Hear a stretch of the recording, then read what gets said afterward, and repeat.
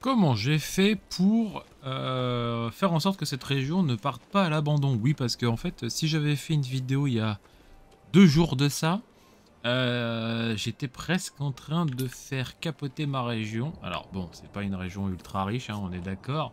Mais vous voyez que j'ai 13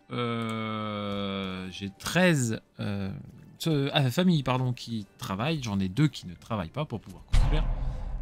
Et il y a 2 jours, j'avais une famille qui travaillait et une famille qui construisait. Et ça commençait déjà un petit peu à partir en cacahuète. Comment j'ai fait? Parce que ça m'est déjà arrivé de rater des régions, hein, je suis pas infaillible non plus. Comment j'ai fait? Tout simplement, j'ai fait un truc assez con. C'est que j'ai regardé les besoins qu'ils avaient. Donc, en sachant que moi j'aime bien, vous voyez, mettre des espèces de jardins derrière quand j'ai de l'argent régional pour qu'ils aient de la nourriture eux-mêmes et qu'ils aient moins de problèmes, les dans le sens où, voilà, petite sauvegarde, dans le sens où euh, j'avais plus de nourriture. Donc si j'ai plus de nourriture, forcément, au d'un moment, soit ils meurent, soit ils se cassent, et forcément, à un moment donné, votre région va pas avoir grand monde, clairement. Et ben du coup, j'ai fait un truc con, mais vraiment con, c'est que j'ai réfléchi à comment je pouvais me faire de la nourriture pour les villageois sans pouvoir mettre, enfin, hop, sans pouvoir mettre ça parce que je n'avais pas de richesse régionale, d'accord? Première version, vous construisez une ferme. Alors ça revient par rapport à mon autre vidéo quand je vous dis comment avoir de l'argent régional, c'est plus ou moins le même principe. Vous construisez une ferme. Donc là vous voyez j'ai mis 2 pâturages par rapport à l'autre vidéo que je vous invite à aller voir si vous voulez savoir pourquoi. Et en gros j'ai mis des champs. Donc là jusque là c'est un peu normal. On se croirait dans Farming Simulator quoi. Et tout simplement je leur demande de faire du blé ou de l'orge. Vous voyez. En plus les rendements sur cette région là sont vachement bons. Donc, je leur demande de faire du blé, de l'orge, même du lin, je crois, voilà, du lin pour faire des vêtements, des trucs comme machin. C'est ce qui fait que ces champs-là, à l'époque, il y en avait assez, parce que vu que j'avais que 2 familles, bon bah, ici, et en gros, ça me permettait d'avoir une partie de la nourriture qui était mis pour la région. Ensuite, je me suis amusé à construire un camp de chasseurs, qui est ici, voilà, pardon, un camp de chasseurs, pour avoir de la nourriture plus ou moins continuellement. Mais c'est pas forcément le plus rentable que j'ai trouvé, c'est la ferme.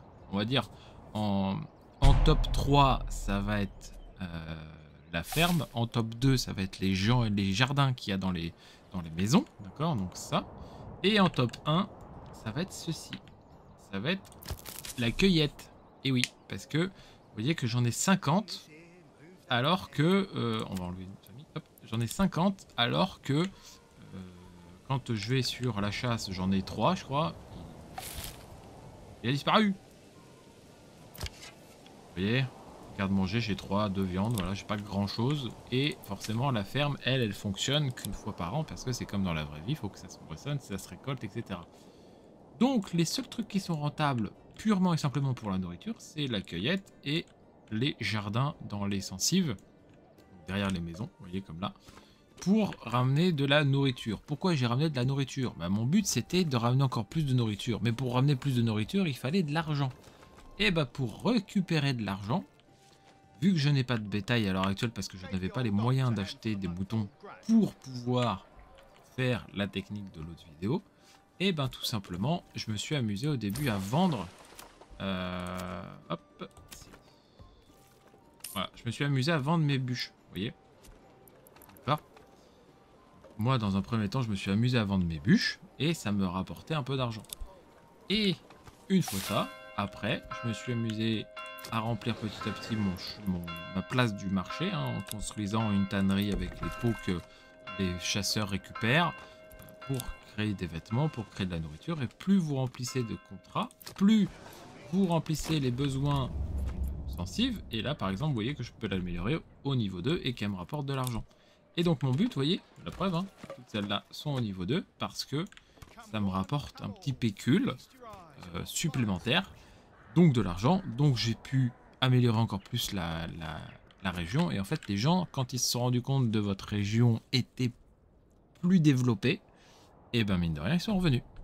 Voilà. Alors, c'est pas non plus, j'ai pas 50 familles, hein, j'en ai 15, mais c'est mieux que 2. hein, clairement. Parce que si la région, elle a plus d'habitants, et ben pour la remettre en fonctionnement, les gars, vous allez en chier. Voilà. Tout simplement. Petit tuto de 5 minutes pour vous expliquer comment éviter qu'une région soit désertée par vos habitants, paysans. Voilà. J'espère que ça vous a plu. Je vous dis à très bientôt. Et sur ce, très important, portez-vous bien. Ciao.